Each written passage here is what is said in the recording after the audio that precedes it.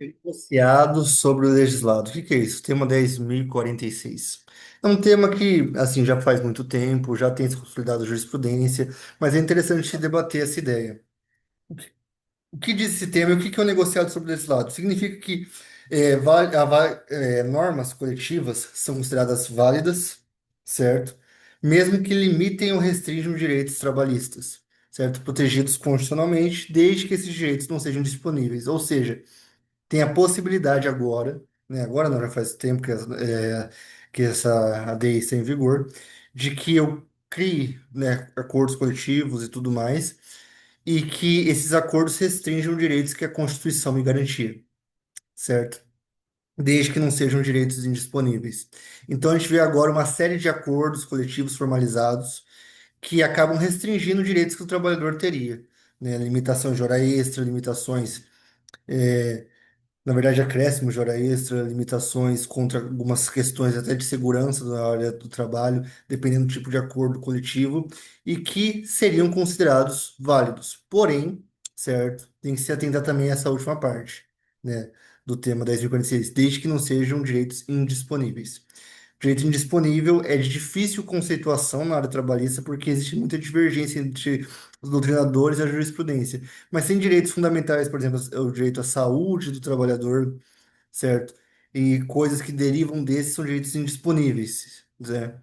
Então vai sempre depender de uma análise do caso concreto, mas existem direitos específicos, por exemplo, o intervalo interjornada é considerado um direito indisponível, tanto é que a própria ADI 5322, que fala sobre a lei do motorista, julgou inconstitucional fracionar o período de intervalo entre a jornada, interjornada. Então não pode mais fracionar 11 horas entre uma jornada e outra, não pode fracionar 5 e 8, quer dizer, 3 e 8.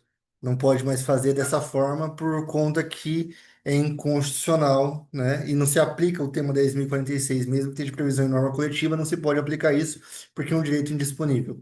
Então, nada mais é do que o negociado sobre o legislado, é que essas negociações coletivas se sobrepõem à própria lei, certo? A lei garante alguns direitos, mas eu posso restringir esses direitos por meio dessas normas coletivas, desde que não fira expressamente o texto é, constitucional no que se refere a direitos indisponíveis. Entende-se direito indisponível aquele direito que é fundamental, protegido na norma maior e com repercussões em caráter que não se pode negociar.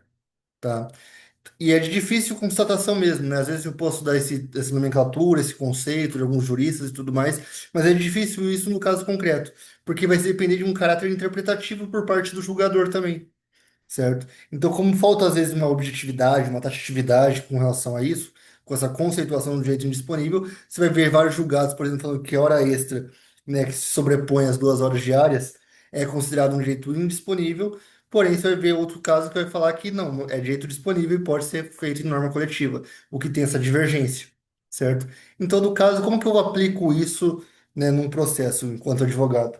Vai depender do seguinte, você está em qual parte do processo. Se você está em prol da empresa, você vai buscar acordos e convenções coletivas, que essa empresa seja signatária, e verificar os pontos que podem ser utilizados, certo? A sua defesa da empresa com esse objetivo. Então, se você tiver normas coletivas, né, ou você é até um advogado que é da empresa que formaliza esses acordos, para verificar direitos que podem ser discutidos em prol e em favor da empresa, limitando alguns direitos trabalhistas, né? É o famoso negociado sobre o legislado, como eu vim falando.